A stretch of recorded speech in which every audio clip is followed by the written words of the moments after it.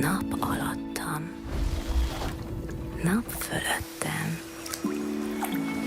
lenn a fénylő víztükörben.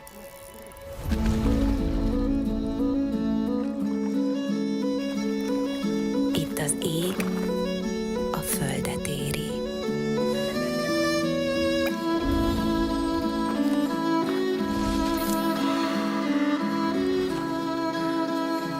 Tán szerelme csókját kéri.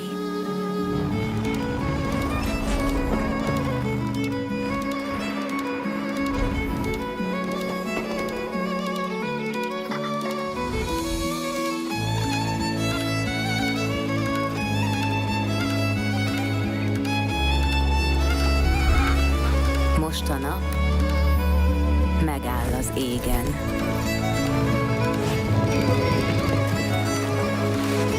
Dicsőség fényözönében.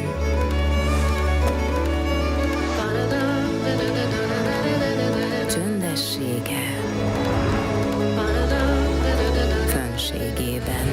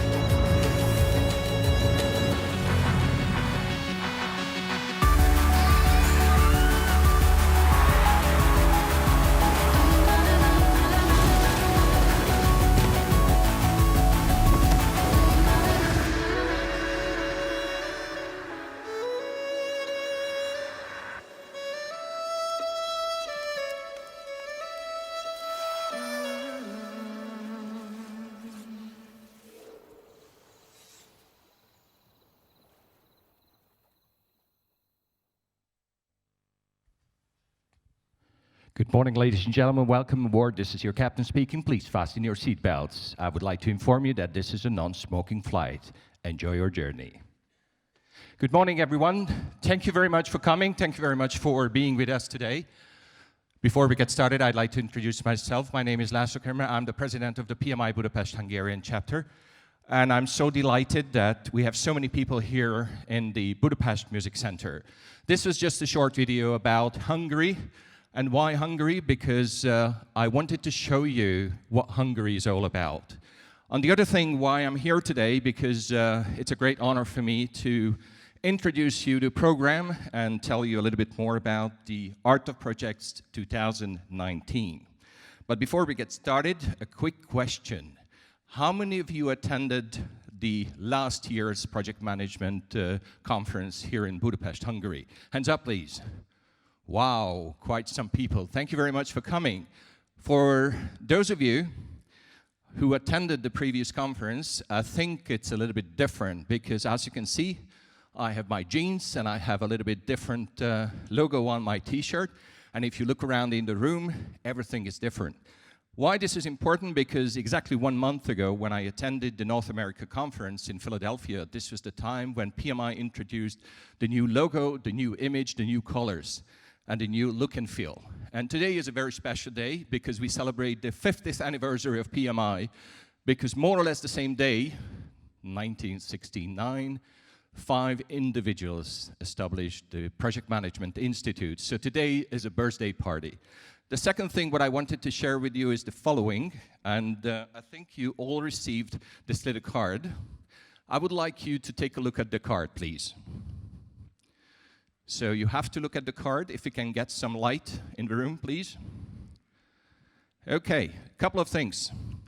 Front page, Art of Projects 2019, PMI Budapest Hungarian Chapter, your name, and there is another thing. You see access, and you see the Wi-Fi code.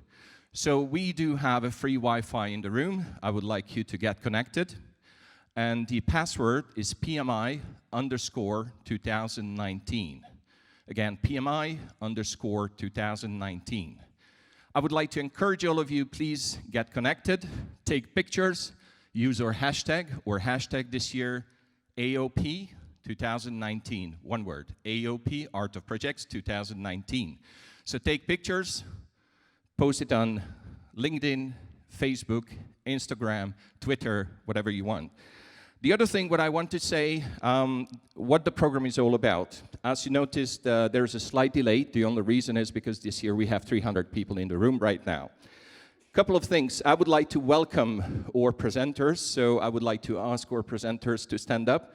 So first of all, we have Thomas Walenta from PMI. Thank you very much for coming. Thank you very much for being with us. Thomas is a PMI veteran. He's been volunteering for PMI for more than 3 decades, and he is member of the PMI Board of Directors. We also have here today Oliver from Germany, Oliver Lehmann.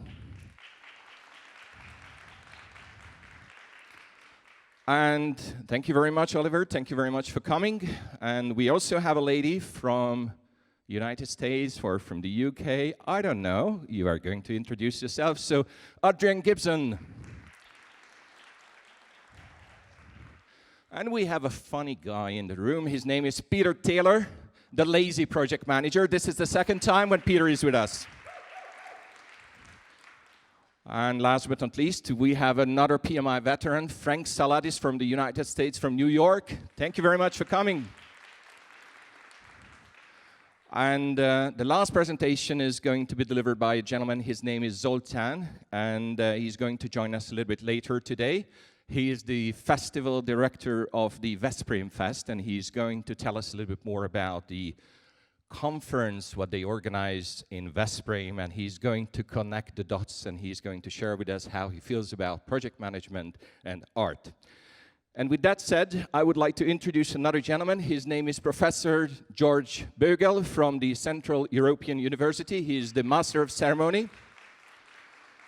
And with that said, I would like to ask our colleague András to come on stage, but before he comes on stage, András, where are you? Come on stage. Okay, couple of things, guys. Today is a big day. Pinball Guide 6 in Hungarian. It's available now. So this is the first time when you can buy the book. If you would like to get a copy, there is a bookstore, minus 25%, so you can get it. I need your help, András. Thank you very much. The second thing, Agile Practice Guide, Hungarian. We came out with this book a year ago. This is also available. A couple of other things. We have some books from Frank, so if you would like to buy a book from Frank Saladis, I encourage you, please go to the bookstore. We also have a couple of books from Oliver Lehmann. It's also available. And last but not least, I would like to say huge thank you to IT Services Hungary, who's a gold sponsor, OTP Bank, the gold sponsor, RatioNet, and Synergia, PMI, of course, and IIL Europe. And the final announcement from my end, that it was a great honor that PMI Budapest Hungarian Chapter became the Chapter of the Year, and we received this award. Guys, thank you very much for that. I really appreciate all the support what we received from you. With that said, thank you very much, and I would like to hand over to András, because András is going to tell us a little bit more about an award. András, over to you. Thank you, Lotzi. So, before I start my presentation, I need two gentlemen on the stage. Józsi, Gábor, please come to the stage. Because this session is not in your program, right? So you don't see on the card, which is on your neck currently. This is about the project management phases of the year 2019, right? And basically, this is, despite of the fact it's PMI award, but we have two associations that supports us. And this is basically the Hungarian Project Management Association. Józsi is the president of this organization, and also the Scientific Association for Info Communication. And this organization, Project Management Department lead is Gábor Prónai. Okay, so and let's kick off. How can I handle the presentation? Who can help me? Where is the remote controller or something? Lotzi? Oh yeah, okay. So you just still stolen that, okay. Good.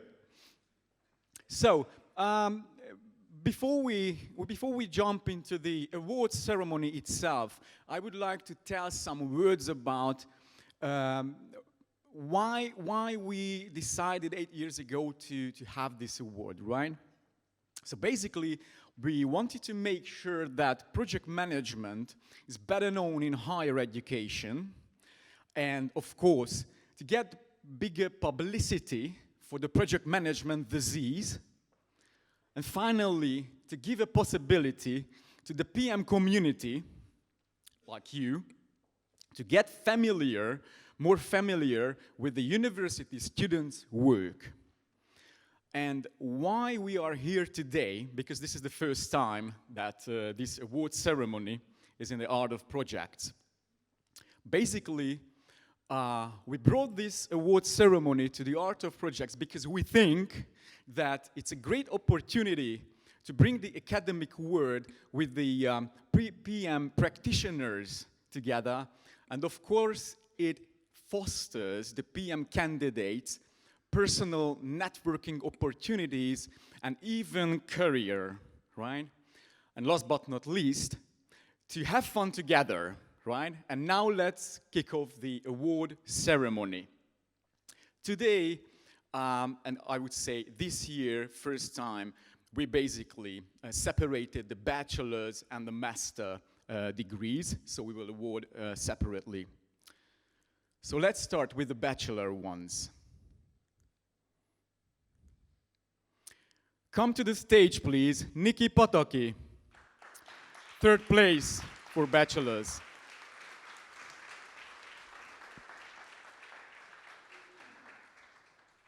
Oklevél, pillanat.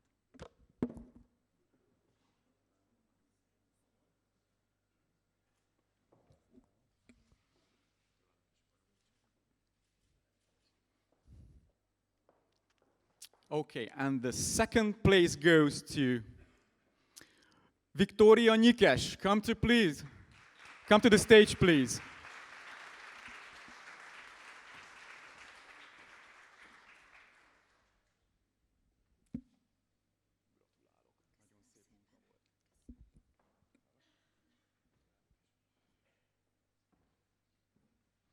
And the winner is, yeah, I thought at the end we come together and you can make a photos, okay? So the winner is in bachelor category this year is Nicolette Nadu. Come to the stage.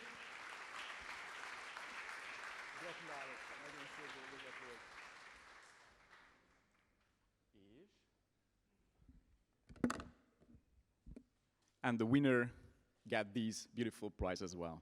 Thank you very much. Okay.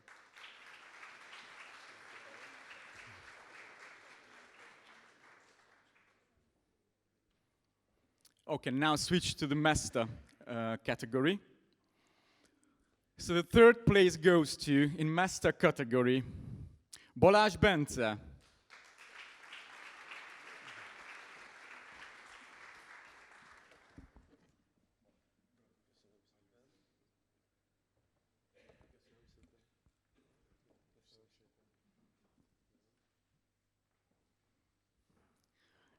The second place goes to, in master category, Mária Kis-György Pál.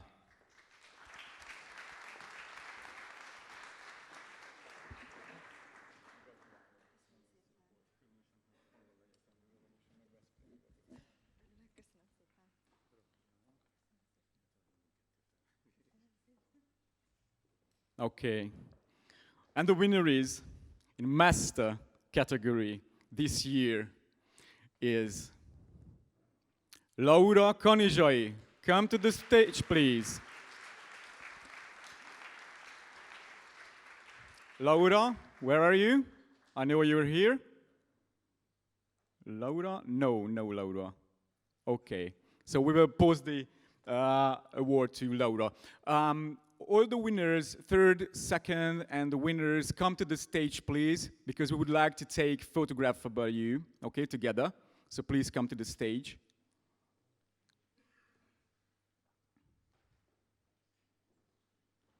Okay.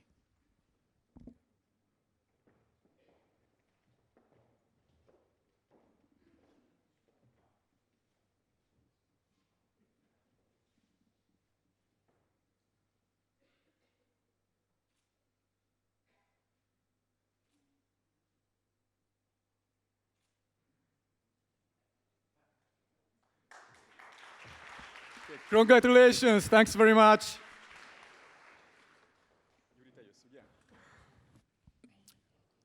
It's your turn, Laci, now? Yes, it's me again, and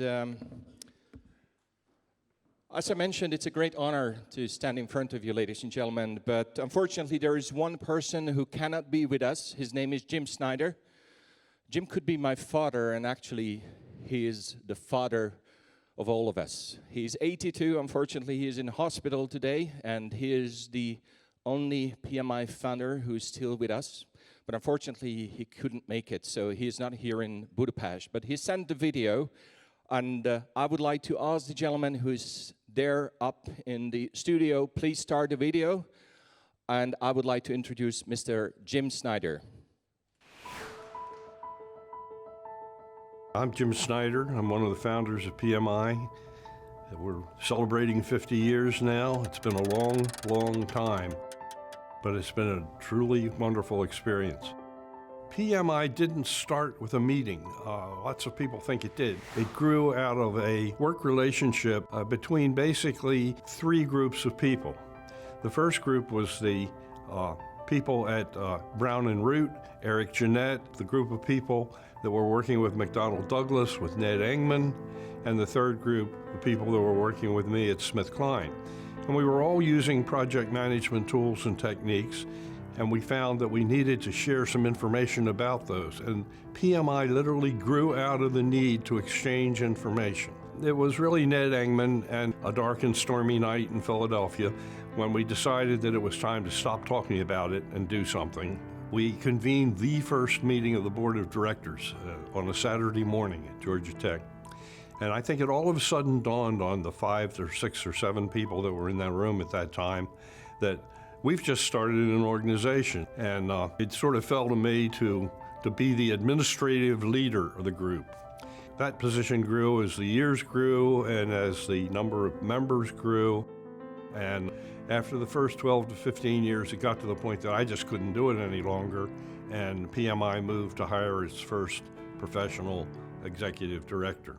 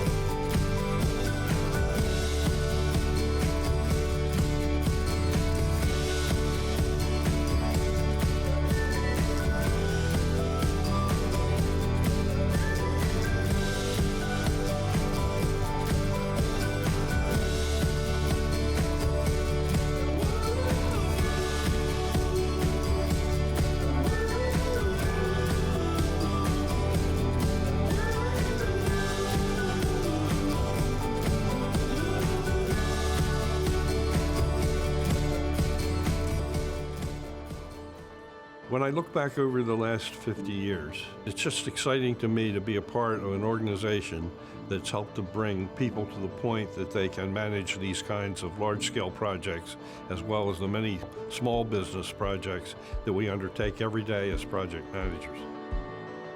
Back in the early 70s, members of the organization quickly realized that PMI was giving them an awful lot, and that it was important to begin to give some of what they had received back to others. And one of the early areas that we started to do that was in giving back through educational programs, and it's developed into the large programs of the Educational Foundation today. Of the fondest memories, it's certainly the people. The project management is all great and good, but my memories of PMI and the things that I cherish the most about the organization are the friendships I've made. I think it's important that if you're starting your career and you're interested in PMI, that you don't just pay your dues. You'll get the most out of PMI when you begin to get actively involved in the project work of either the local chapter or the international organization or organizations within your own countries or within your own chapters. I think the next 50 years excites me about PMI and the profession. PMI will change as the world changes. PMI will change as business changes, and PMI will continue to support a growing profession of project management worldwide.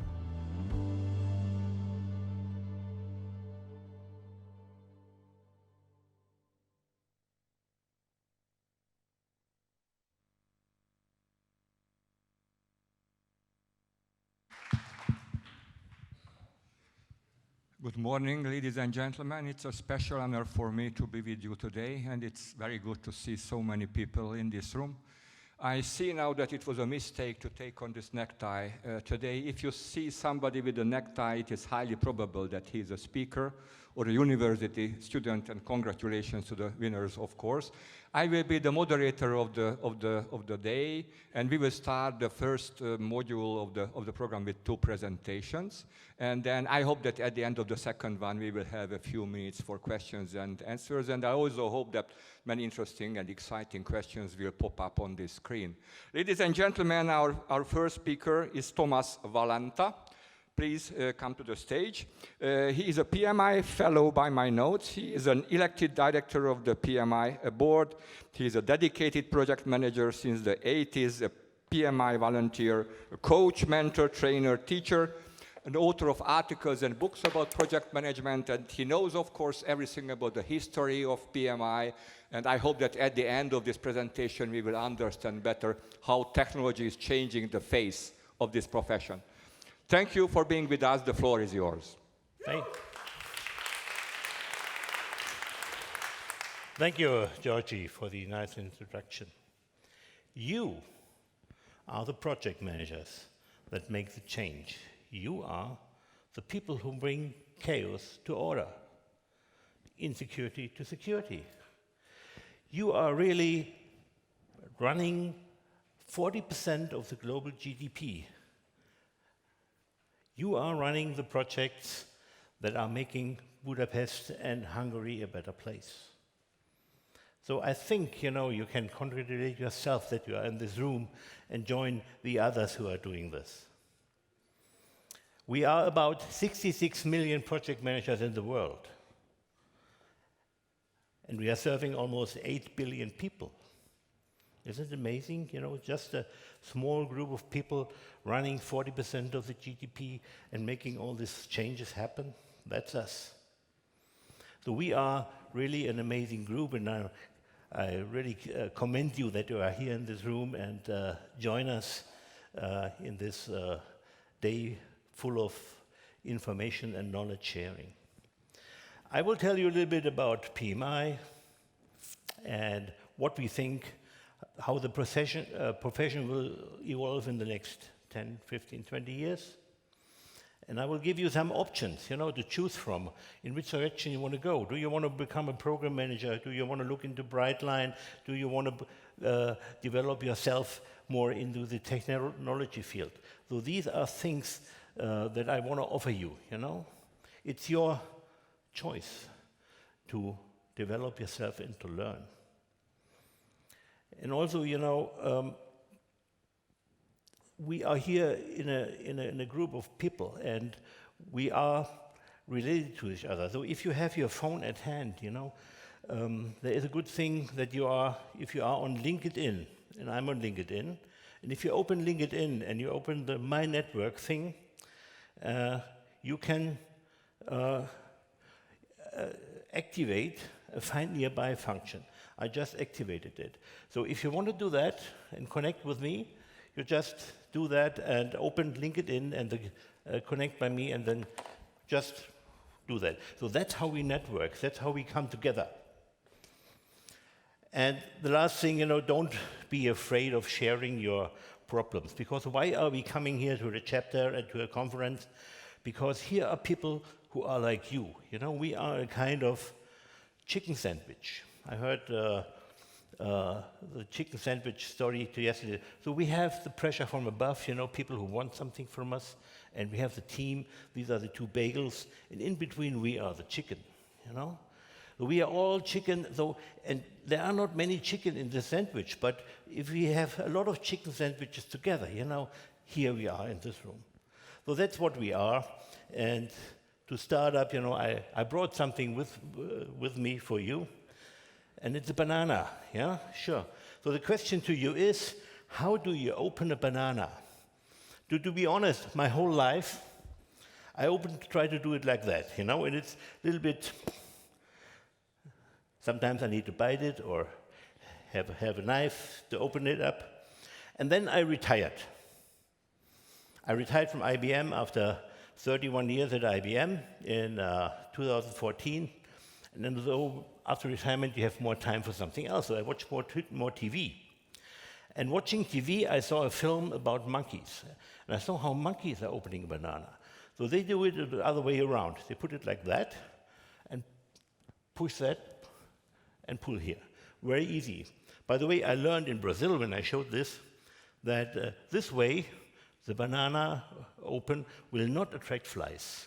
If you open it this way, it will attract flies, if you have flies in the room, you know. So why did I tell you this? I was 60 when I discussed this, so even if you are quite old, you can learn something new if you are looking forward, you know, if you have some time for that. So you never learn, you never stop learning. I never stop learning, even now. Second thing is think out of the box, so change perspectives a little bit. And the third thing is you even can learn from monkeys. Don't be really shy to look at anybody in the room and say, okay, what can I learn from you, if you're young or old or whatever. 3 things. You never stop learning. And that's something what we will see, what is determining our life. You know, change is getting quicker and it's getting harder, and you only can survive if you are resilient and you learn all the life. I'm going to talk about the age of disruption a little bit and how PMI offers you things to prepare for that. So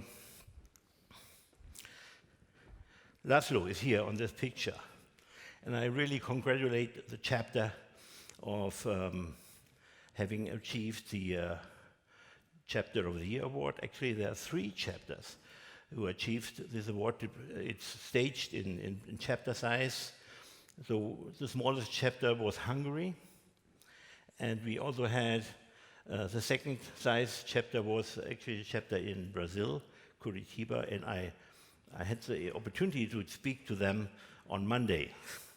Similar thing. So we had the chapter in Curitiba, we have the chapter in Hungary, in Budapest, and you know the largest chapter that got the award was in Bangalore in India.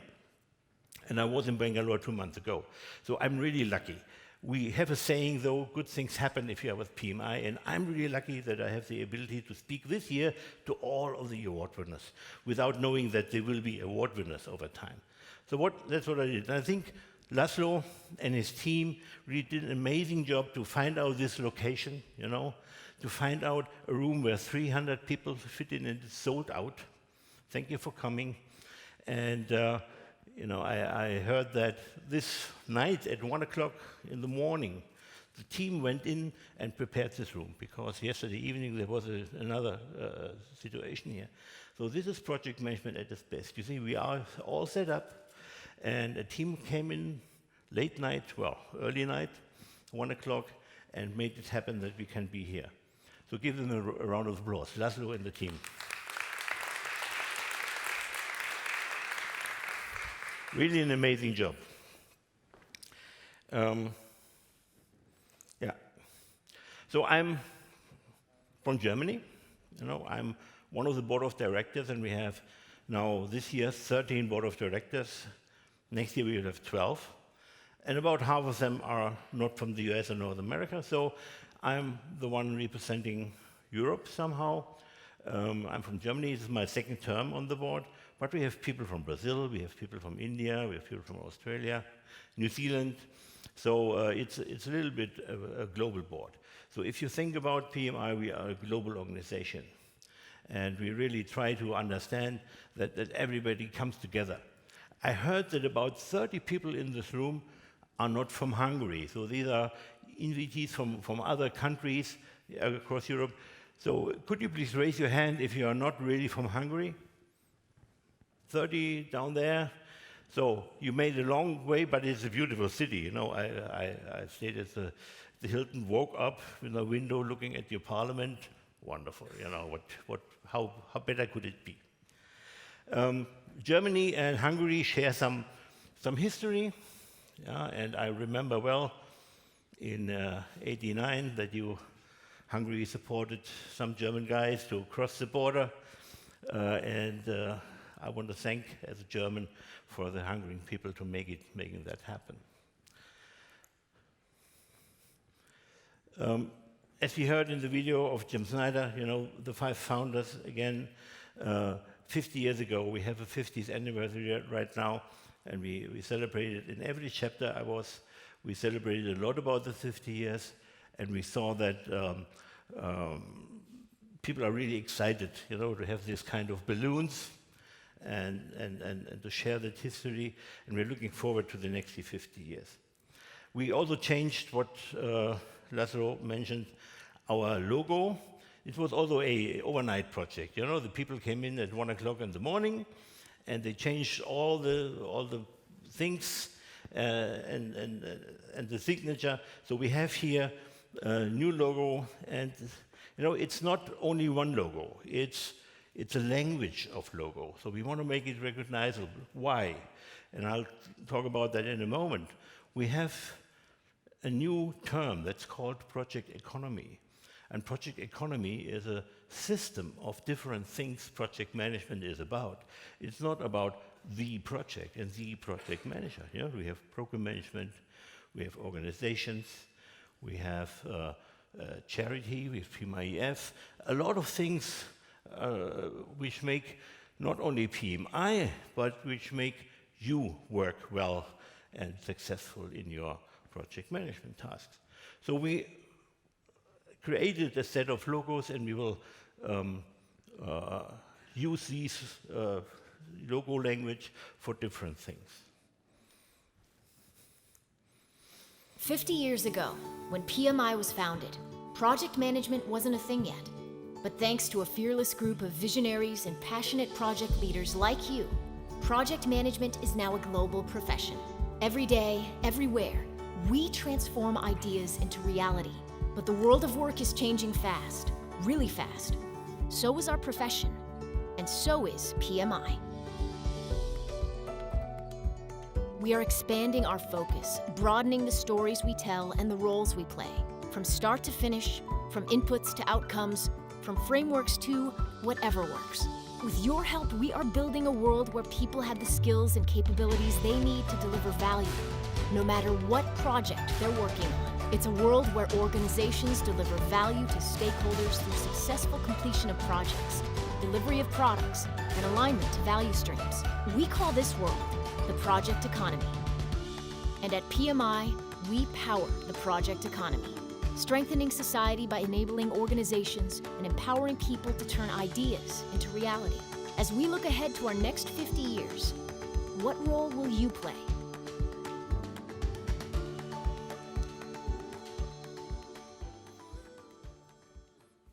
I like the most the sentence from framework to whatever works. Because, it's just to make the change happen, to make the transformation happen. And talking about transformation, it's quite new. This last week, we introduced a new transformation compass. So we partnered with one of the best thought leader on transformation. He gathered 30 years of transformation history and best practices, and we created a transformation compass, which includes these good practices and best practices and helps organizations to make a transformation better. Because 80% of organizations are doing transformations, but only 20% succeed with them. So there's a big gap. And no, they might look at project managers, to help them. And now we have the tools at hand and the information at hand to help. So I urge you to look at this transformation compass. And actually, it comes under the logo of PMI, but we have a brand called Brightline. I will talk about this in a moment.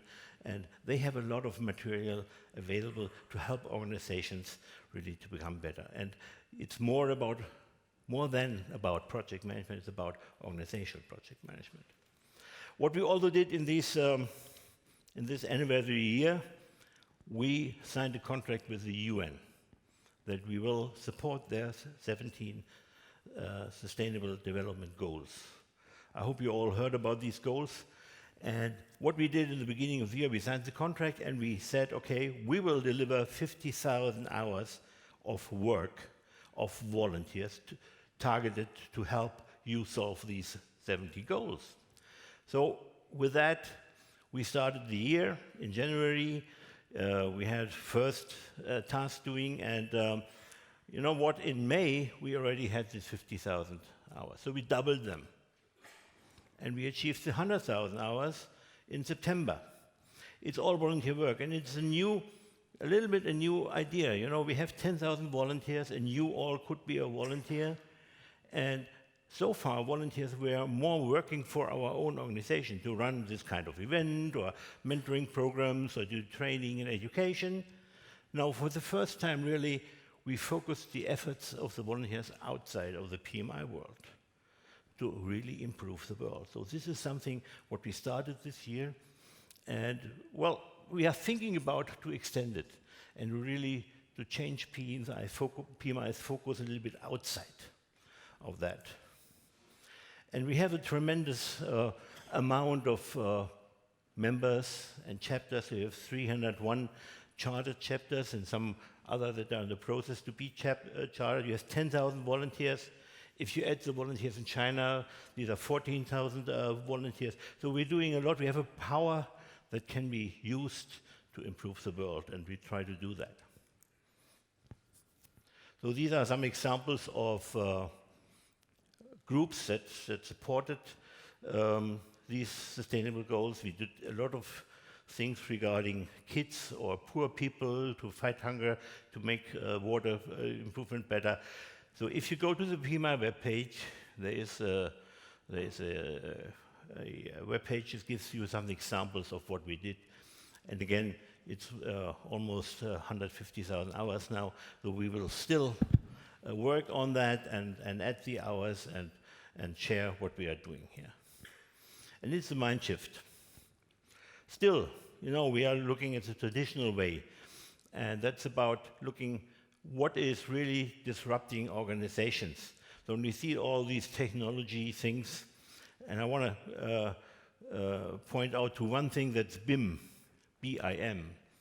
Anybody knows what it is? Hand up if you know what it is. I don't ask you, that you speak up. One. Only one. Hungary is really good at BIM. BIM stands for Building Information Modeling. And no wonder Peter knows what it is, because he's from the UK. It was invented in the UK some 20 years ago. But now it gets traction. And BIM is in construction to create a digital image of what you are constructing. And not only digital image, 3D image of it, but also add information like schedule, add information like cost, like maintenance, and voila, you have a digital twin of your project product, which is called a PMBOK configuration management system. You know, it's a kind of digital twin, what you have there. And actually, in Hungary, you know, we have the state opera.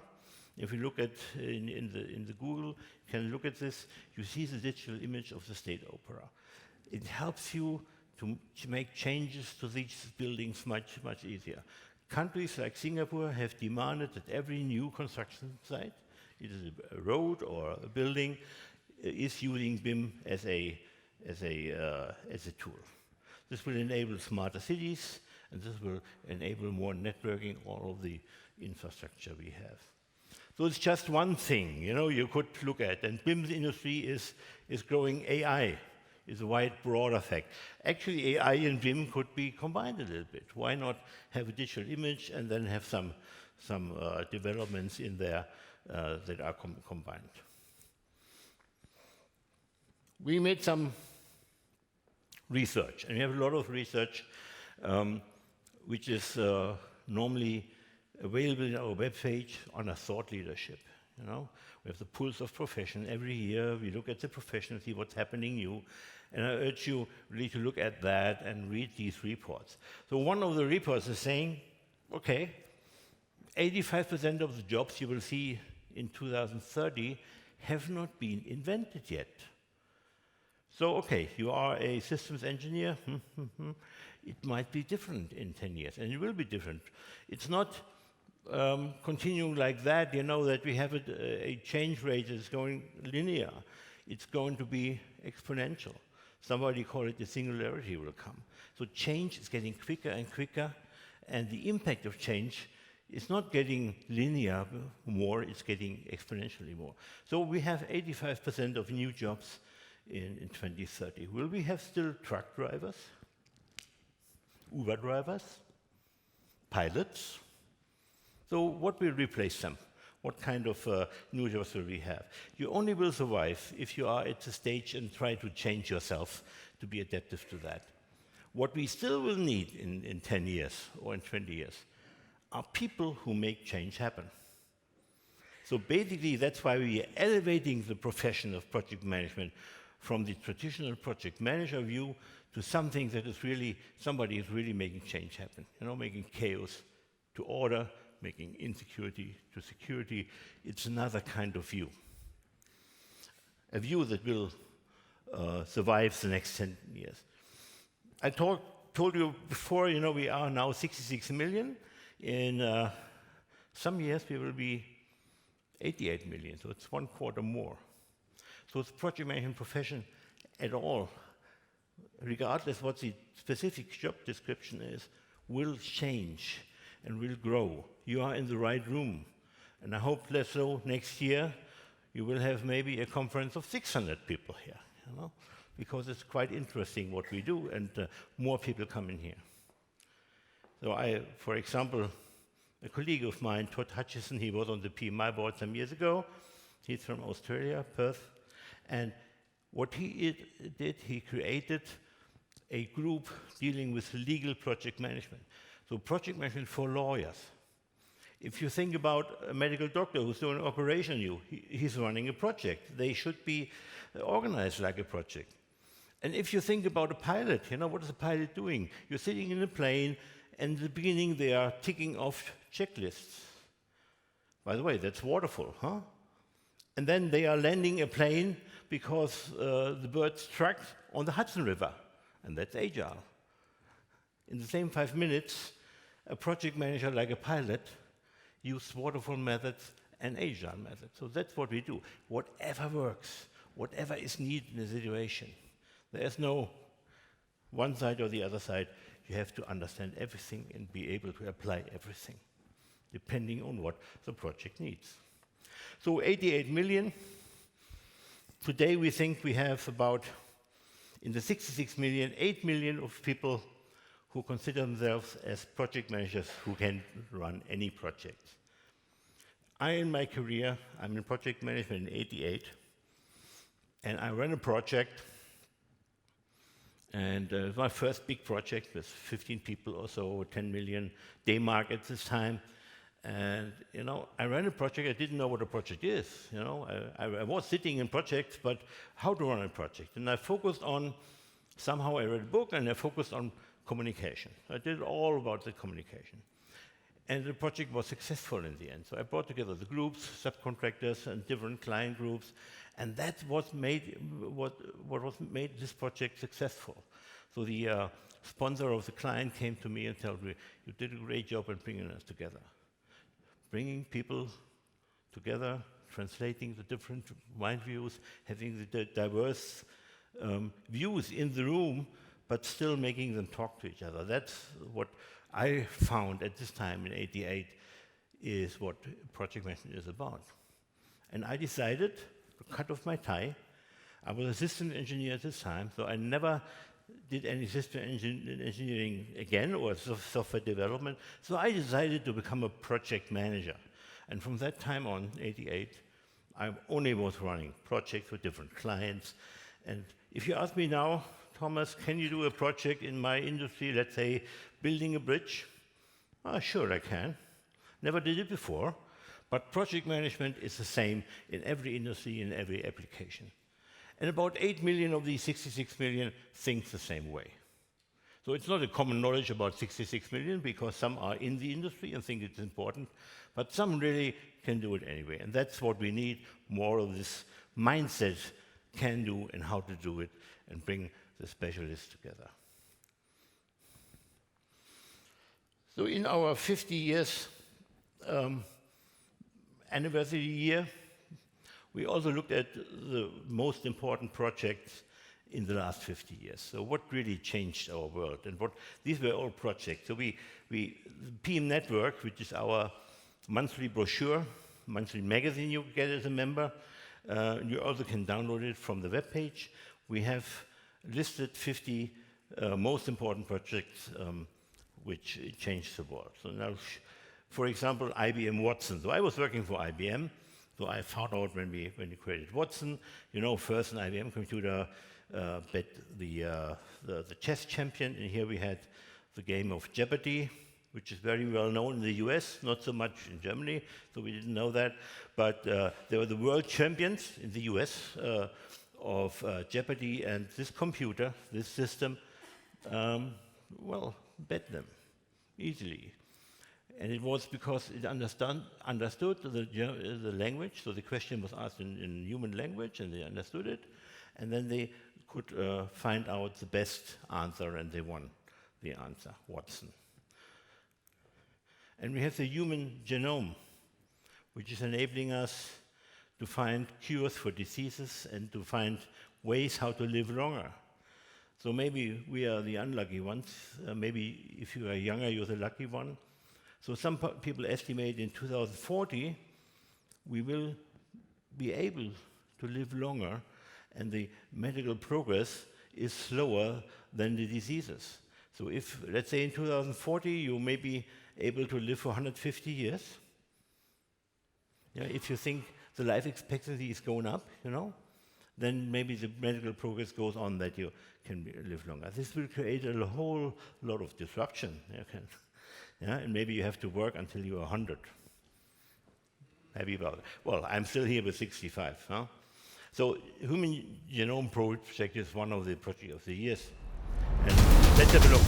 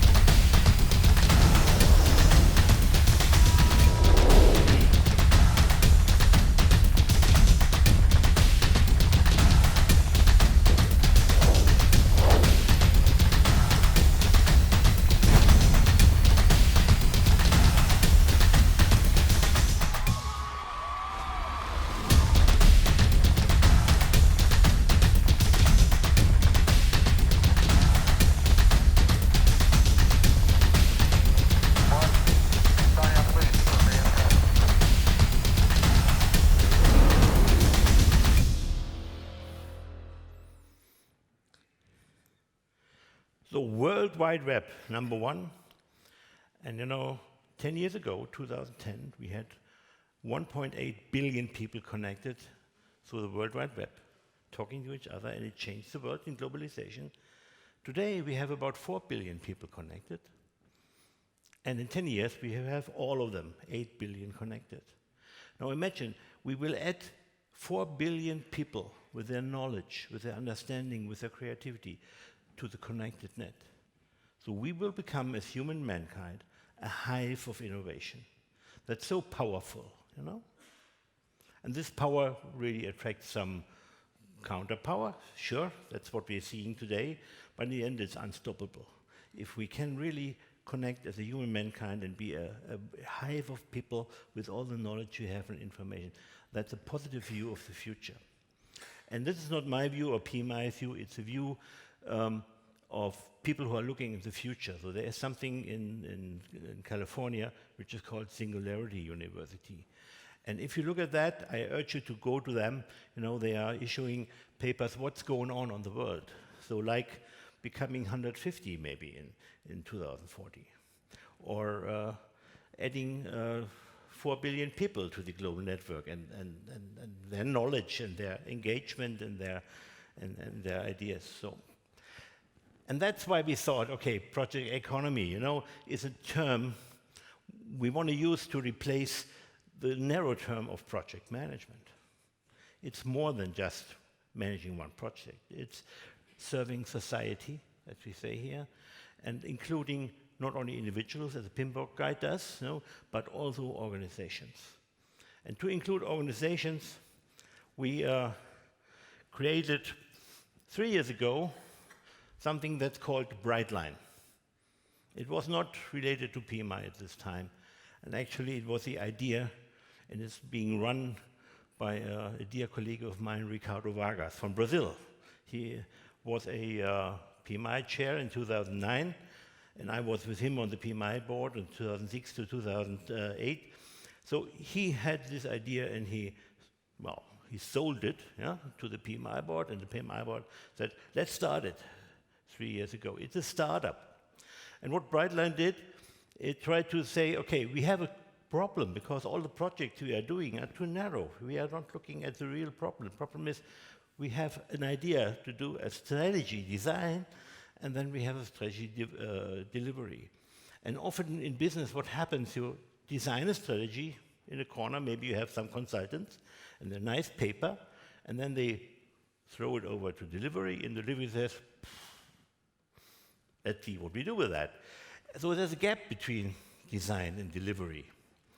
And the task of Brightline was to close this gap. And it's still going on. So Brightline delivered some papers. You can look at this in the web page, principles, and this kind of how do we deal with people. So there's a lot of information there, and it's targeted towards the C-suite. So we have chief executives, we have chief transformation officers, chief strategy officers involved in this Brightline effort. We even have a Coursera class who's teaching what we have developed there. It's for free for anybody, and you can get a nice certificate as a certified strategy, whatever. And look at this. So with that, in Budapest, we have a lot of projects, and they are designed and they should be delivered. And to help them, to be delivered better, I think Brightline and PMI with the project economy thing can help a lot. We had Roger Martin, which is a thought leader in the strategy field. So we are looking at these people more to bring them with PMI together. And we had some problems in the past to bring the thought leaders, because we, as project management, we thought of the delivery part. But no, we are looking at planning and delivering both, and how to combine it. So one German general, von Moltke, said once, no plan survives the first contact with the enemy. And that's it. If this pilot who took off in New York and then was hit by the birds, he had to change immediately. So planning and delivery has to go together. It's not two different things. And it has been two different things in the past 50 years. Well, maybe because we have too many consultants looking at the planning side, and then they go away, and they don't help organizations in implementing something. So business strategy has to change if we want to be more successful. We're looking at the future of work. I said 85% of jobs might not be available in 10 years' time. So we have some thought leadership articles to read, what organizations are saying, what thought leaders are saying about how AI and other technology fields will change our working environment. So we found out that the guys who are really doing a good job in bringing together the technology and also the good delivery are talking about three cornerstones. So first of all, a project manager has to have a good sponsor who helps him. And I delivered my first sponsor class to sponsors in '98, so it's still a problem. So if you have an organization and your sponsors are not trained, what they should do, how they should support the project, how they should support the project manager, how they should support how the product of the product is embedded and delivering benefits for the organization, then you have a problem. And many problems come from this area, when the sponsor really is not a friend of the project manager, a supporter, but really an adversary. Think about the chicken sandwich, If the upper part of the bagel is pressing too hard. No, it should really help. Second thing is strategy. I talked about this gap.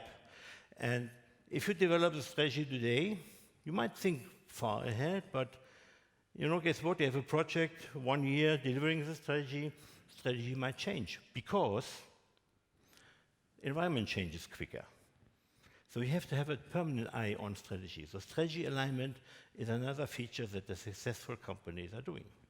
Permanently looking, if you're delivering a project, is this project still a project that we should do? Is the strategy still valid? And the third thing is what we're also observing, scope creep is getting more and more in the hands of the project. So we have some strategy against it. The scope creep could be handled by more agile methodologies if we don't define the scope upfront in every detail, but we are able to adapt to scope changes. Or also what scope creep could be mitigated is if you employ things like program management. Because in program management, it's very clear that you have a project and have a program it's running, and you permanently measure how these benefits are being still valid and still created.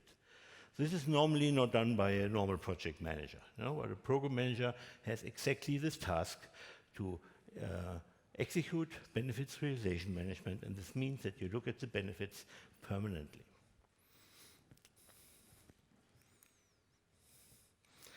And we introduced in one of these papers the term of project management technology quotient. So it's an overlay on the PMI talent triangle, looking at things like leadership first, technical project management or processes, which is in today's PMBOK guide mainly, and the business environment. So these three corners, all of them are being touched by technology development, by AI, BIM, whatever. And so we understood in all of these three corners of the talent triangle, you have to develop skills to employ the technical and digital skills. So how did we find how companies are doing in that? So we looked at a lot of companies. How good are you in this technology quotient? And what makes these leaders outstanding? So first, there is an always-on curiosity. And how can you be curious? How can you be really innovative and thinking, challenging the status quo, well, you have to be trusted. You have to be open. You have not to fear to be retaliated against. This is one thing. So the team and the organization has to be very happy working together and open to criticize and open to issue new ideas. This is always on curiosity is a cultural thing. You know? Second thing, all-inclusive leadership. Also, it's not only the leadership, command and control going down. Maybe use it in some times, but you have to enable everyone, even on the lowest level, to take leadership for a specific situation. So, what you do in a project, somebody knows there's something going wrong. He can take leadership. Is he empowered to do so in a hierarchy? Probably not. But if you go into HR concepts, self-organizing teams, that's more the case. But probably you need a hybrid approach in that too. And the future-proof talent pool. So as skills and changes are going to get deeper and going to get more disruptive, you have to be sure that you can understand them. You have to have a talent pool in your organization that is really very broad. Don't focus on anything. You have to be able to understand new developments and to embrace them and to understand how they can impact your business. And that's a little bit of a problem because although another thing is happening, the gig economy. So if you are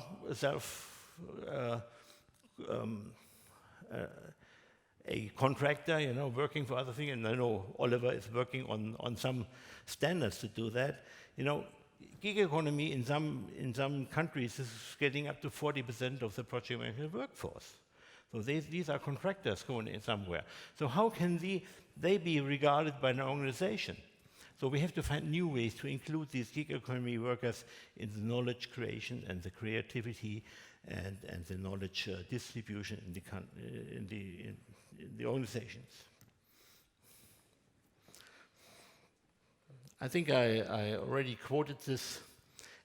80% of organizations are doing transformations, but only 20%, 25% of them, so 20% overall, are successful in it. So we Brightline developed this transformation compass just this last week, published. Look at this, it's very easy to understand, and it includes five areas what you have to look at. And I think really these are the 5 steps. If you follow them, you will be more successful in your transformation. It's all about people now, creativity, trust. We think of that, leadership in the talent triangle. So people are really making this happen. So building a change-ready organization means to put technology front and center means think about technology. Don't think about the old ways of doing things, having Excel sheets, having all this. Try to implement technology in your project. Understand that everybody has to be able to deal with these digital things. So maybe the millennium population will help us to do that. But we have this smartphone and you connect it with LinkedIn. So that's something we also learned only in the last 10 years. So it will go further and further. Maybe we have an embedded smartphone in 10 years. You don't have to carry this thing around, the brick. Reimagining career journeys. So the traditional journey of becoming a project manager, program manager, PMO lead will change and has to change. You have to adapt to that and think the talent triangle. So these are change-ready organizations. And we also looked at what PMTQ innovators, people, organizations who really embrace PMT, what they do differently. So they are better in change management. Change management is a part of the transformation, it's a key part. It's about people changing behaviors, changing mindsets, and embracing hybrid project management, which means whatever works. But you, as a project manager, you have to understand what is there, what is the tool set you can embrace. Design thinking, Agile, and DevOps. We have some more information in there. So what are the innovators doing? They're developing digital skills to improve their knowledge handling and change their culture to an open mindset. And the results are that they are doing better projects, having less waste. So remember the slide, 12% of project budgets go down the waste bin. So we have to reduce that. And that's one of the ROEs that you can see there. And it's all done by people, by project managers like you, like me. And even if you don't think you are a project manager right now, if you are involved in making chaos a structure, making people satisfied, then you are a project manager. In the end, we are here, you all are here, to make ideas a reality, and PMI is here to help you achieve that. And I hope with that, you make your choice what to do. And in any case, if you see some of the veterans like Frank or myself or other people, good volunteers, everybody who is a good leader is able to answer your questions and will not put you off. So that's a test for a good leader. Ask him a question, write him an email, and he will respond. Thank you so much.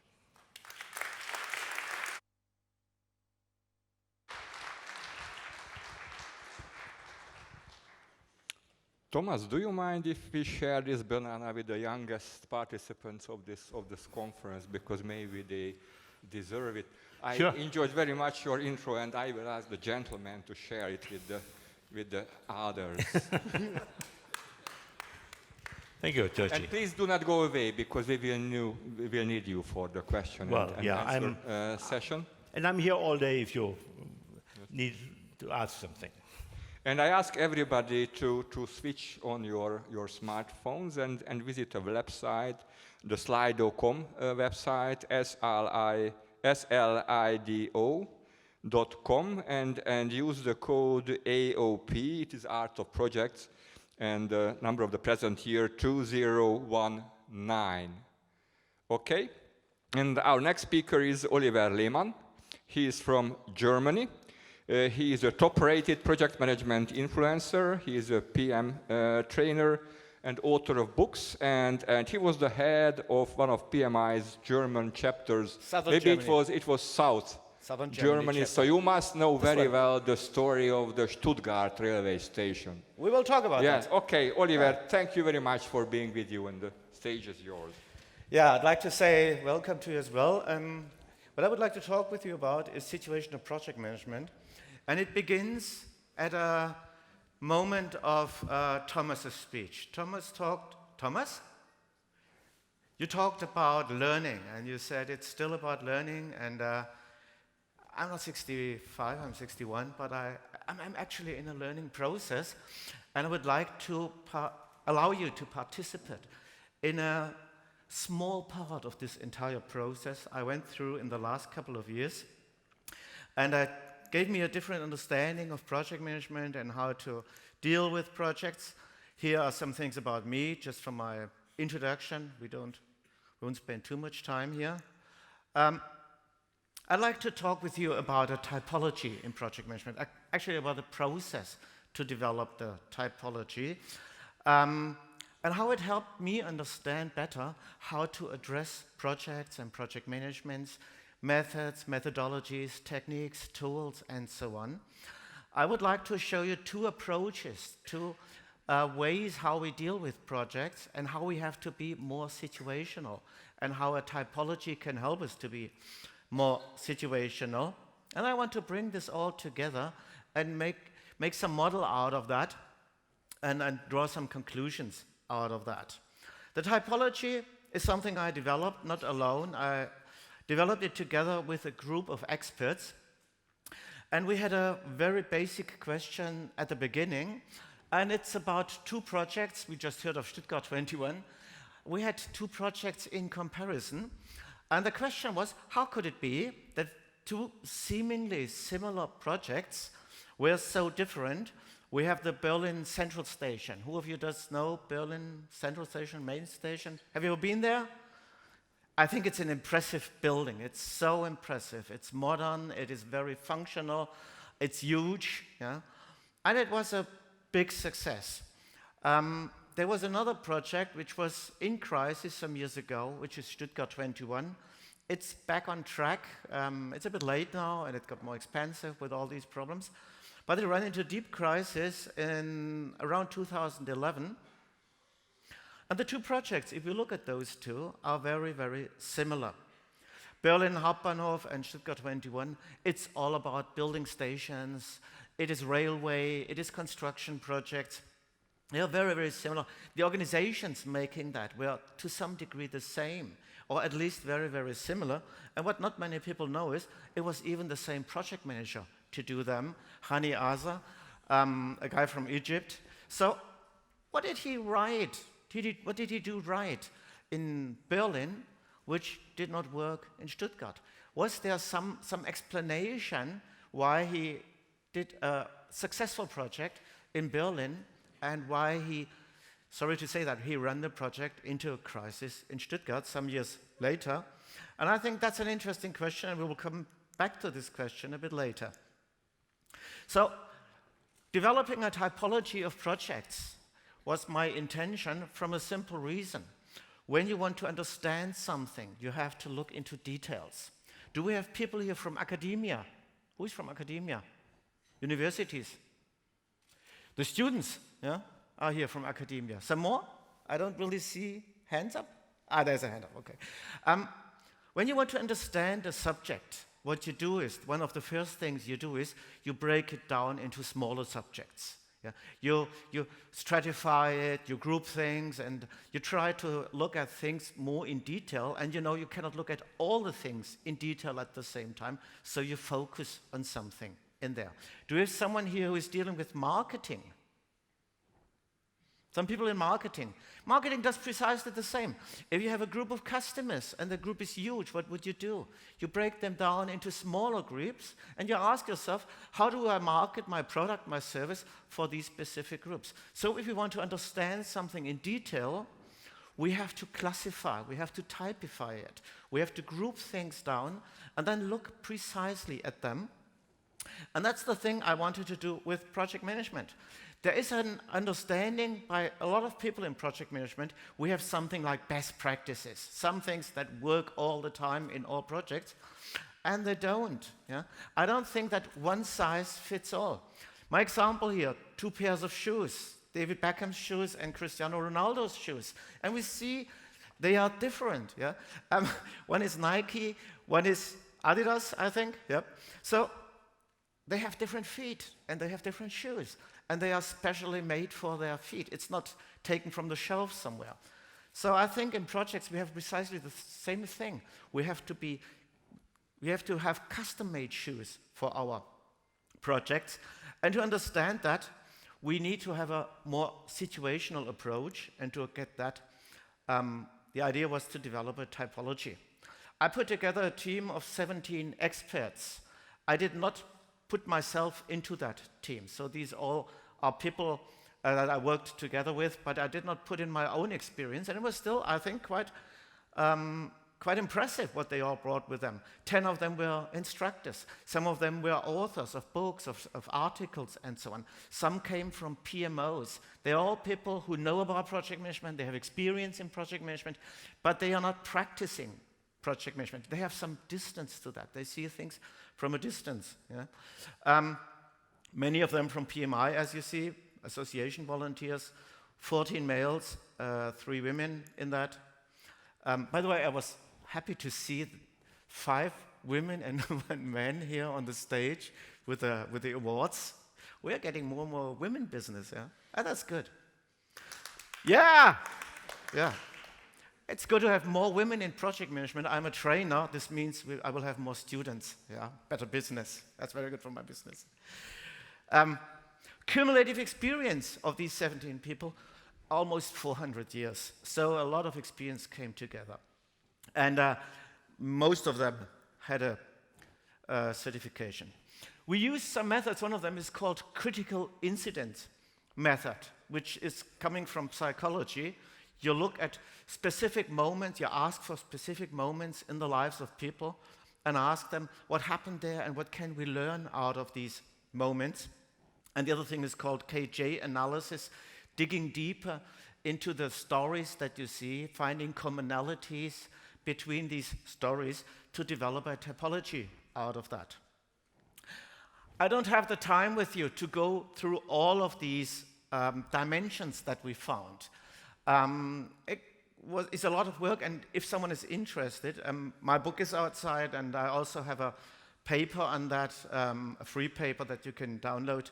But these were 9 typological dimensions. Dimensions means how we can classify projects. One example here is Mark I projects and Mark N projects. Mark I, the terminology is taken from British sports cars, yeah? Triumph, Mark I and Mark III and IV and so on, or from cameras, you also have it in cameras. Mark I is a project where you do something for the first time.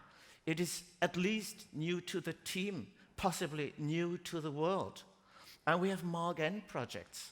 Some of you in software implementation, SAP and things like that, Oracle, yeah? They have done their 20th, 30th project maybe, meanwhile, and now they do their 21st, 31st project of that type. You have done something similar in the past. And project management needs to be different for these 2 types of projects. By the way, and a very interesting thing we found out is there's some literature on this dimension saying Mark I projects have higher risks. You do something for the first time. There are so many things that you can do wrong. My research found out probably Mark N projects are far more dangerous. Complacency is a danger in projects. Routine is a danger for projects. So, and this was the biggest number of occurrences. We found a lot of projects that were successful and similar projects were not successful. Similar projects, because one of them was done for the first time and the other was a project done repeatedly and people thought they understand it. They have done that before. Just jumping a bit down, greenfield and brownfield projects. That's an interesting thing. Are you doing a project in an empty space? That's a greenfield project. Yeah? In a construction, you place it on a green meadow, what was before that time a green meadow, or are you in a brownfield project, in an existing environment, yeah, where things are already there and you have to take care of existing systems there. We are jumping down to the 6th line here. That's the one I found most interesting. Customer projects, some say customer-facing projects, and internal projects. We are not really talking about customer projects. Isn't that strange? Customer projects, I asked project managers, are you in customer projects or in internal projects? And more than 50%, in three surveys I made now, more than 50% told me, no, my project is a profit center. Yeah? No one is really talking about that. Academia is not talking about that. Literature is not talking about that. I'm a trainer. We don't really have that many trainings. How to do a project as a profit center. Master thesis, bachelor work. No one is, not many people, some exceptions, but they are all looking into internal projects. It's about change, it's about strategy, new products, new services, and that's important, no question. But no one is looking at projects at profit centers. Thomas was in projects as profit centers, and he said, yes, I know this all. Yeah? So we have to talk about that, and there is so much to learn in this field. There is so much to learn in this field. If any one of you is going to do some master thesis or knows someone who wants to do some master thesis, I have so many open questions, and you could make thesis out of that. At the moment that you go into the details, you see so many open questions here. Psst. Sorry, it's my telephone. Then predictable and exploratory projects, another interesting thing, because this helps us understand when our agile methods better, when our more traditional methods better. It's about the question whether we are in a situation where things are predictable and where we are also required to produce predictions, or where we are on a discovery tour, on a journey to learn something while we do the project. The way is made by walking. If this is the description of your project, then we may use other tools. I'll speak about this just in a minute. So this is understanding projects. The next question is, what are we doing? How are we approaching projects? How are we using our skills and our interpersonal abilities to do projects? And I looked at two areas here. One thing is taken from the PMBOK guide. It's called their life cycle approaches. And then from the PMBOK guide says there are 3 approaches that we could take. It's called predictive, iterative, incremental, and adaptive. Adaptive is another word here for agile. Predictive is what is by some people called a waterfall approach, and obviously there is something in between those 3. What does it mean? Predictive means we have a long-term plan, we have a project, and the project is planned from the beginning to the end, and we try to implement this plan. It has its benefits, but it has also its disadvantages and its caveats. Yeah. Iterative incremental is some mid-term planning, some months maybe that we have in plan. And while the project is proceeding, the plan is also proceeding. Some of you may know the term rolling wave. That's my favorite term for that. That's a rolling wave plan.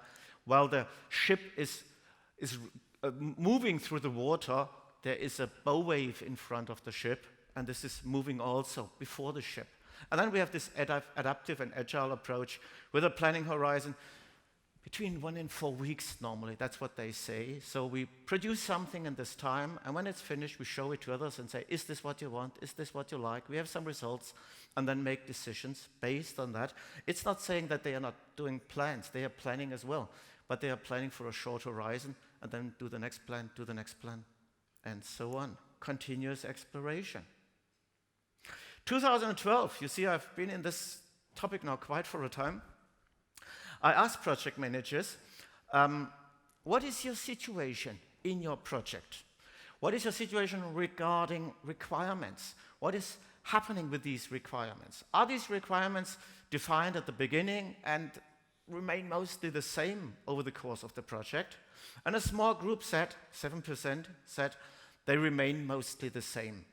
These people may build tunnels or bridges or so. You cannot do many changes when you're inside the mountain or over water. You just follow your plan and you try to adhere to the plan as much as possible, and you cannot change too many requirements.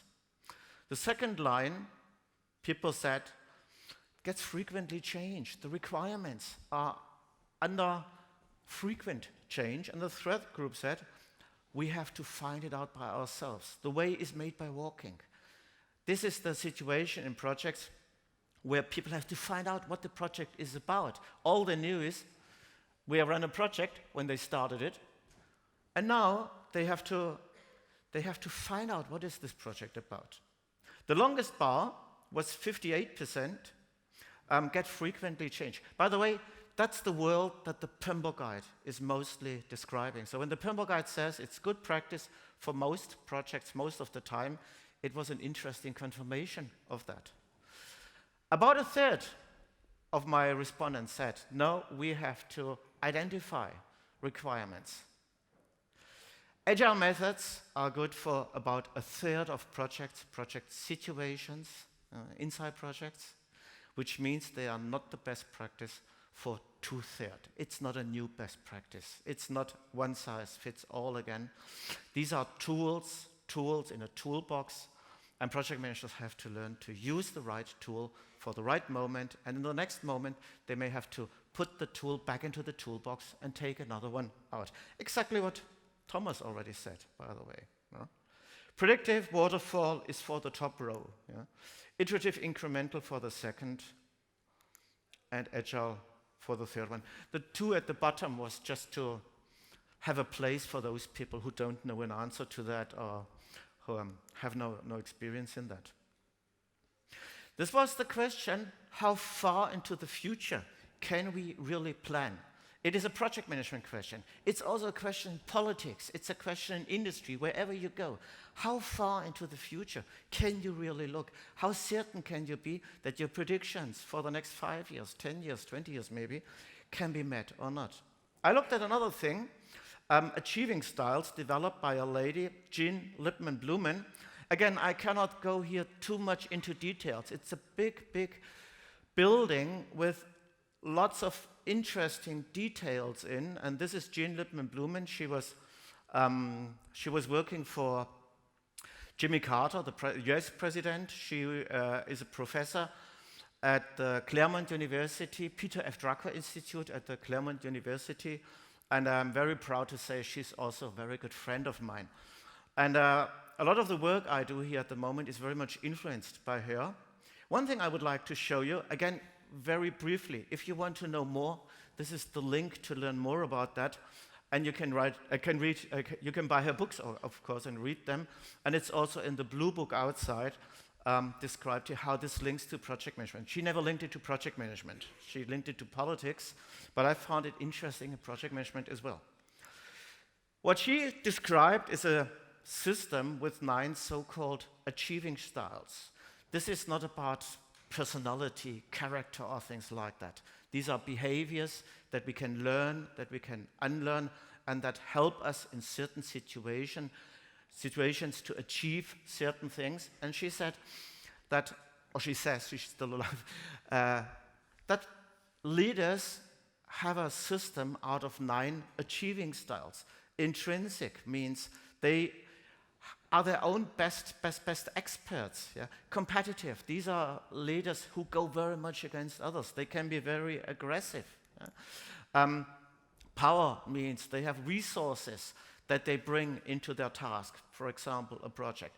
They have a lot of money and people and machinery and so on, and use that to achieve. Then other achieving styles are more instrumental. It's a bit more manipulative, not necessarily negative. It could be very positive here. Personal achieving styles is people who persuade, people with charisma, people that others say, oh, you need to follow them. They have so much charisma and social.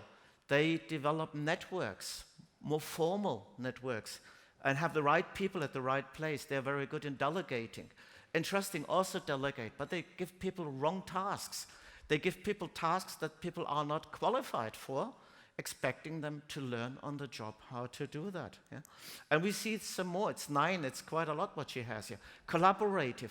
They build groups, focus groups of friends who work together to achieve certain goals. Hot groups, as she sometimes calls it. Contributory. These are leaders who step back. They go into the second line and let someone else do the big achievements. And vicarious, they speak to people, motivate people, they mentor people, they inspire them to do the things that they wouldn't be able to do by themselves. The interesting thing here, without going too much into detail, unfortunately, I could give you a 2 days, 3 days class, or better, you go to her classes, she does this as well. The interesting thing is that in certain situations, some of these achieving styles can be successful. In others, they may fail. And now let's bring this together. We talked about a typology, better understanding the projects. We talked about long-term, short-term orientation in how we deal with projects. And we talked about different behaviors that we can use, that we can call up to do our projects. Now let's bring it all together. My 17 experts had a second task after identifying this typology. The second task was they got some brief introduction to the 9 achieving styles, and they all knew the approaches, the life cycle approaches of Pimber Guide.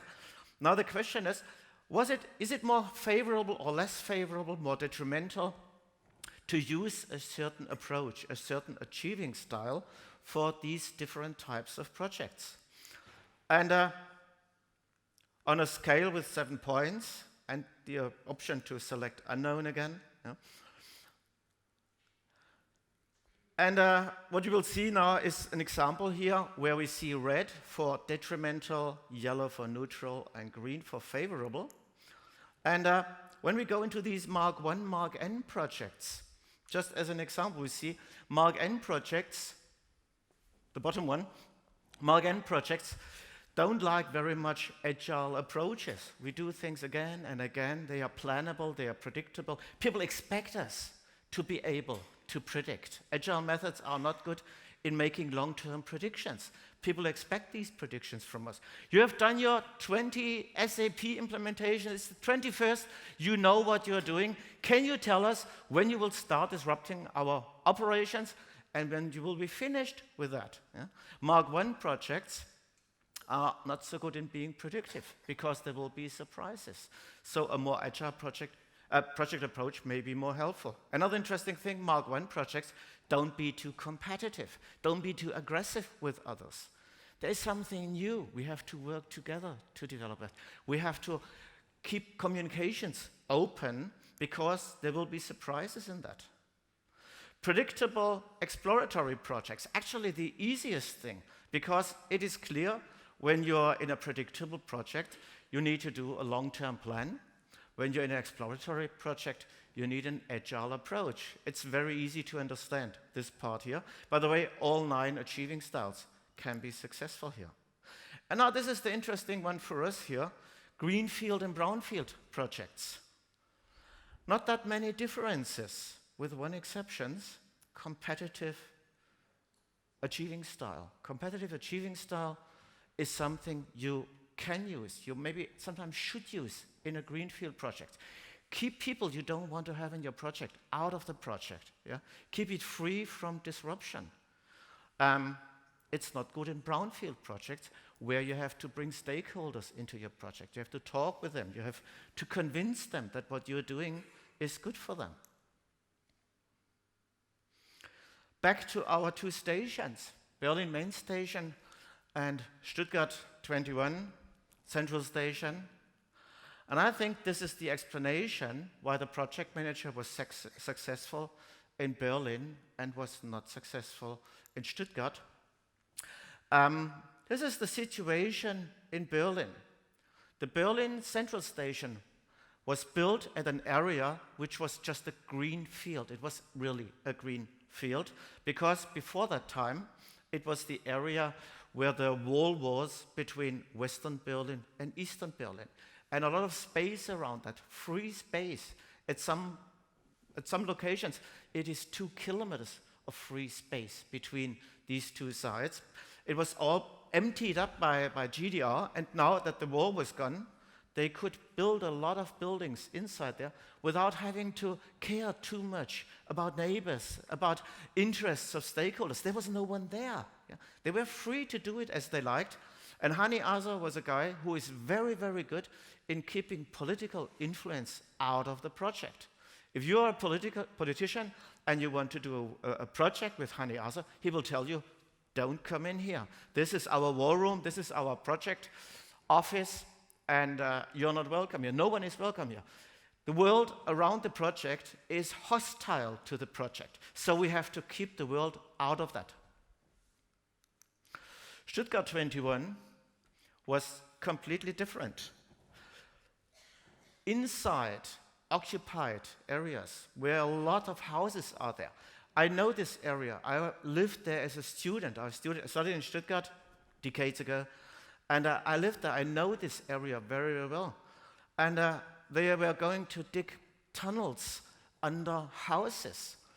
The geology there is very, very difficult. In Stuttgart, they have something called Gipskörper, anhydrite. Under buildings, if you bring that into contact with water, it will swell.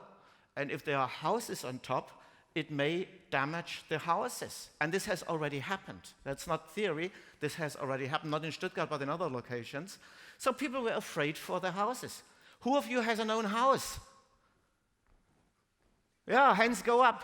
If someone threatens your house, yeah, threatens to damage your house, how will you respond to that? Huh?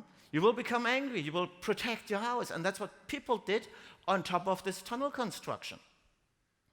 I would do the same, by the way. I have an own house, and if someone would jeopardize my house, he would run into deep troubles. They know in Stuttgart how to build tunnels through Gipskörper. Stuttgart has lots of tunnels. There are lots of hills there, and it's in a valley, and they have lots of tunnels there. So they know how to do that. But what they did not know, how to give people at the top the trust they needed that they allowed this tunnel building. Yeah. I never heard of any house in Stuttgart damaged because there's a tunnel underneath of that. They know how to do that. And I personally think one can trust them. But first you have to actively build this trust. You cannot build trust by telling people, I will not talk with you. Hani Asa was not prepared to talk with the people that had their houses on top. This was his strategy, and it was the right strategy for Berlin. It was the wrong strategy for Stuttgart. What we see is there is no such thing as best practices in project management. They do not exist. The same practice that is successful in one project, or maybe just in a situation in a project, may fail in another one. And that's the basic idea behind situational project management. Do we use agile approaches? Of course. If the situation favors agile approaches, we use them. And what are we going to do when the situation does no more favor them? We put them at the side and take another one. If all you have to do your living is a hammer, you have to convince the world that it is nailed. If all you have is a screwdriver, you will have to convince the world that it is screwed. Yeah? Sometimes it is. The idea is we have a toolbox of tools, and we have to probably relearn that when there's a nail, we have to use the hammer and not the screwdriver. And when there's a screw, we have to use the screwdriver and not the hammer. It's a very simple thing, but we have to learn it again in project management. So that's my book on that. You can see it at front. It's also available in bookstores. If you are more interested in that, more details in that. And I learned something out of this work. We still have some areas in project management that we do not sufficiently address. And my personal favorite area now, for the last 3-4 years now, is customer-facing projects as profit centers, that we look at them. I think what we see at the moment is not only a technical revolution, we also see a cooperative revolution. Companies in the past did their projects just alone, inside the protective walls of the organization. Now they go out of these walls and do them together with other organizations. So this was my next step, and if someone is interested in that, I will talk about that in just a week in Sofia in my next assignment. Thank you for watching me and for listening to me, and we'll have our Q&A session now. Thank you.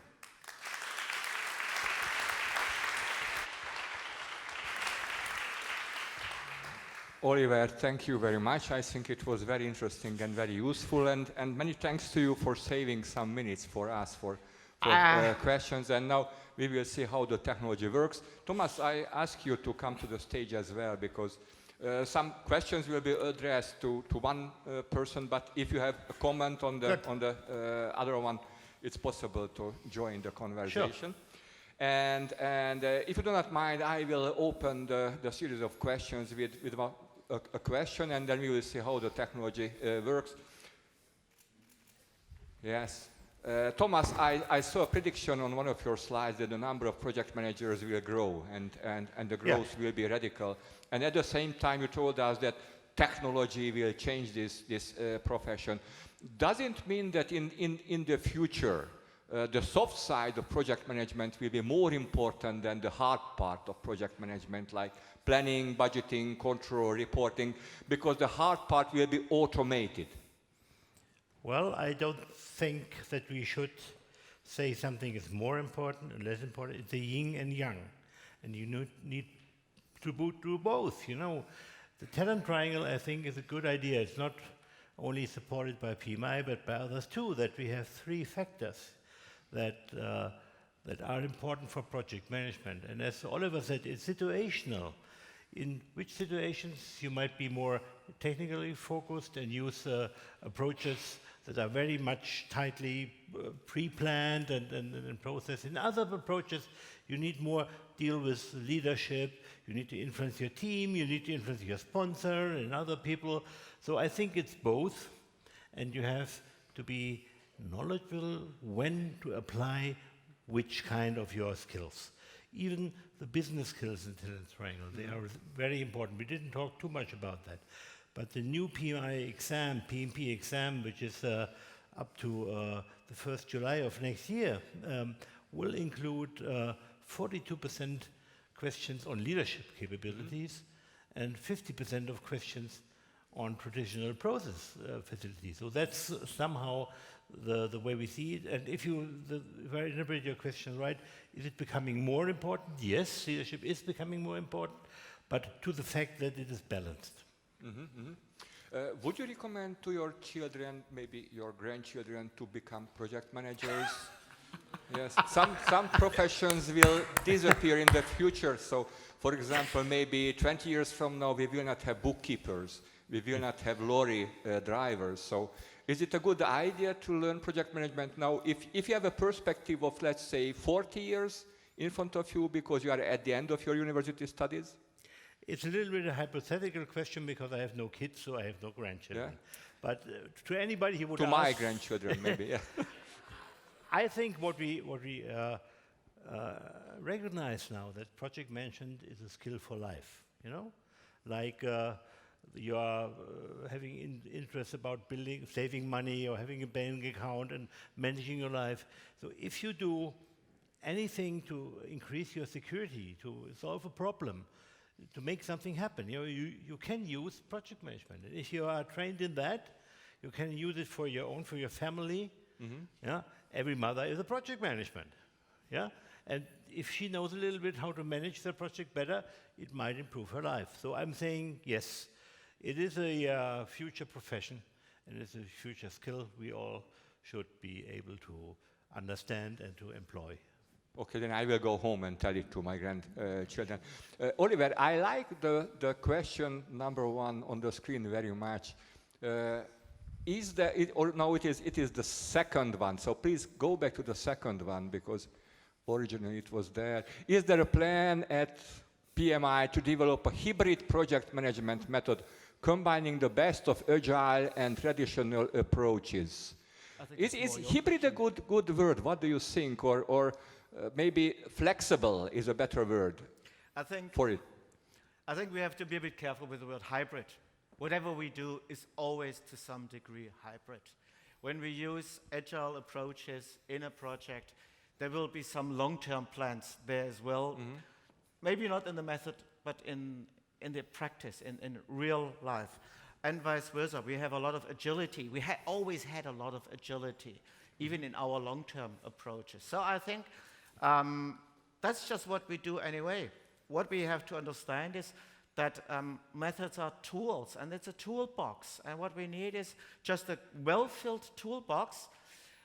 Sometimes the toolbox is too heavy. This is a risk, and I understand this risk. It's really there. But I think the much greater risk is that we miss a tool. We have a situation that we have to do something at home, maybe in the house or something, and we don't have the tool for that. So we need the tool for that. We need a lot of tools, and we need to use them situationally. I don't know of any special approach of hybrid project management method. I would not agree with that, to do that. I think we need some methods. Some of them may be hybrid, some may be not.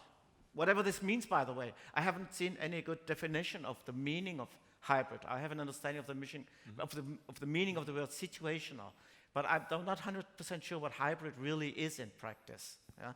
But we do it anyway that way. We mix methods. We use different tools, and that's our profession. That's what we have to do. Is it really mixing methods, or I concluded by your presentation that we have maybe two or more toolboxes, and we have to decide that in Berlin situation we will use toolbox 1, and in Stuttgart situation we will use toolbox 2, and it would be a wrong decision to mix the two.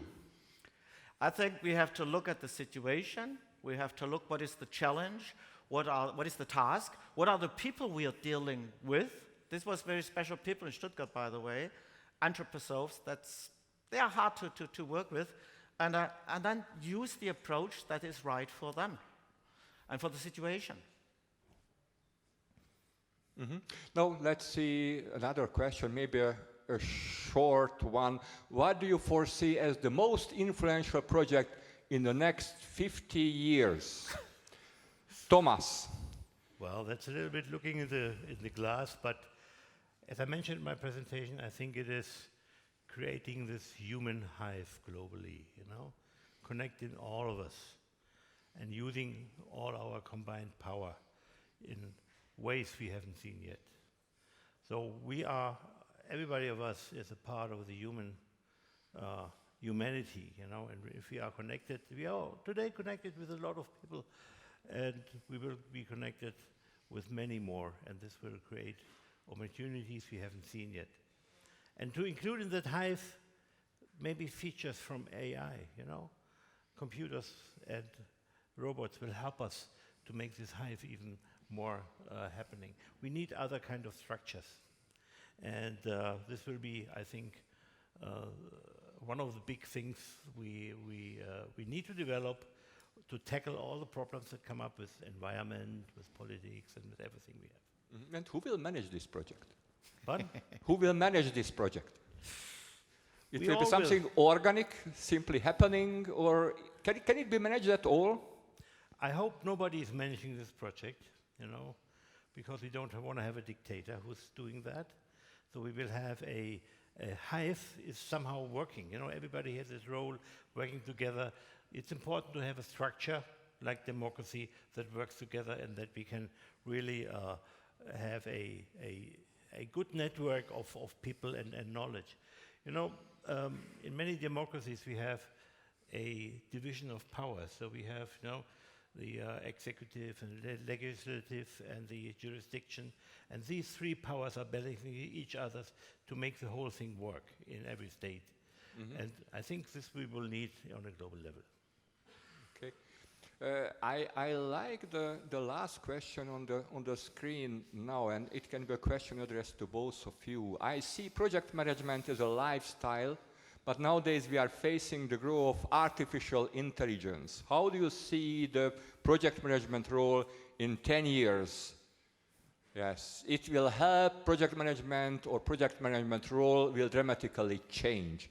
So I see that the audience is very much interested in technology, and especially in artificial intelligence. So what do you think of it? Oliver, you ready to start it? That's a pixel form. I don't want to make promotion here for Google, but this has a lot of artificial intelligence in its camera. I have been a photographer, an amateur, ambitioned amateur photographer for decades. I had not far away from Budapest some decades ago even an exhibition, photo exhibition. So I learned a lot about artificial intelligence through my telephone. It changed the way I do photos. In the past, I did it just like he did. He has a big bag with kilos of glass with him. Is it true? Do you know how heavy it is? 23 kilograms. Yeah, I had about the same. And long lenses and all these things. Yeah, my first wife left me because she was the one to carry my bag. Yeah. Today I have this. And the artificial intelligence gives me new opportunities to do photographing that I couldn't use in the past. It's still not the same quality that you have. It doesn't replace the old photographing, but it gives me new opportunities. One reason is I can have it in my pocket. Another thing is it looks at light, it looks at colors, it looks at different situations. It takes away a lot of thinking about technical details. But in the end, I am the photographer. I select the image. I select what should be on it and what should not be on it, and when I do a photo and when not. And when I delete it and throw it away, or use it somewhere and upload it, maybe. So I'm still in charge. For a project manager, artificial intelligence is a new team member. Use it as a new team member. It will not be able to replace you, because it lacks the most important skill that a project manager has, and that's empathy. Empathy is the most important skill. When the project manager in Stuttgart and Berlin rejected people to approach him and to talk with him, he didn't want to talk with people in Stuttgart. And he did the same thing in Berlin. That's also a kind of empathy, because he was afraid of his plan and afraid of disruptions there. He knew what they will bring in, so he didn't want to see them there. Empathy, whether it helps us connect with people or disconnect with people, is our most important skill. And that's the one skill artificial intelligence does not have. Not yet have. Yeah. Maybe not yet. Thomas, you came from IBM, so you are a well-experienced expert from IBM. What do you think, will Watson will be useful for project management in the future? And maybe in the future 3 persons will stand here, 2 real persons and Watson. Sure. Did you know that PMI Help Desk is already available on Alexa? You can ask Alexa about PMI questions. So this will become more and more a trend that we use technology that is used everywhere, also in project management. So it's maybe we develop some things for project management. Working with IBM about 10 years ago, I had a dashboard where I got all the earned value figures for my projects on the dashboard. So I didn't have to count anything, it was just presented, popping up. And then maybe I was saying, okay, I don't like these numbers, what can I do? So I had to change the parameters of my project. So already 10 years ago in IBM, if you ran a project, AI helped you to understand where you are. But you still have to be intelligent and human enough to interpret the data and to play with it. Okay. Gentlemen, thank you very much. We are running out of time, so thank you very much for your presentations and your answers. I suppose that we have a few more questions on the screen, and we will share the questions with you. And I suppose that you are active on the internet, so if you would like to answer some of them, it's possible to do it on Facebook or LinkedIn or using any communication tool you use. So thank you very much. Thank you. And thank you. One word. So the connection over LinkedIn, I got more than 40 people connecting with me. Thank you very much. And the other 260 are still open to go.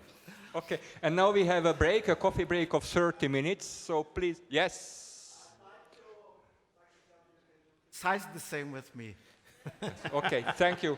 So a break of 30 minutes, so go out, drink coffee, eat pogača, and be back on time. 30 minutes. Okay? Yeah, thank you.